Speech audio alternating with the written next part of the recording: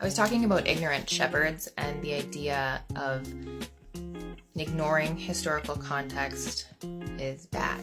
The term ignorant shepherds comes from something called The Closing of the North American Mind, or The Closing of the American Mind, which is Ellen Bloom. The Closing of the North American Mind is an article that's written based on the book about North America, specifically talking about how universities are failing students. Specifically, it's failing them and teaching them to have some sort of moral foundation from which to judge all of the things that are going to come at them in the future. The concept, as I understand it, of ignorant shepherds is, if you picture it, a shepherd is someone who is on like a field and they're herding sheep, and the shepherd is ignorant, which means he's unaware of the fact that underneath that field is a whole ancient civilization that has gone through all the things that he's about to go through in his civilization, whenever that is.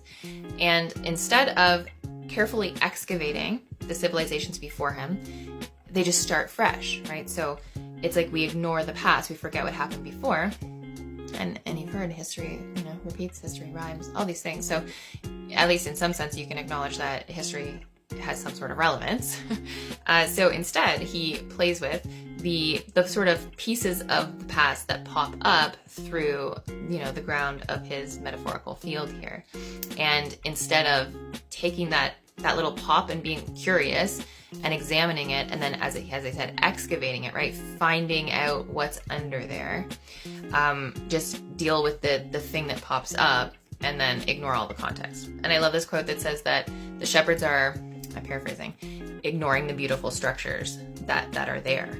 And so people have come before us, and it's sort of beautiful, the history and the challenges, the pain, the struggles that humanity has been through already. And so it's quite ignorant of us to not acknowledge and then also use that pain to be better, to not repeat their mistakes.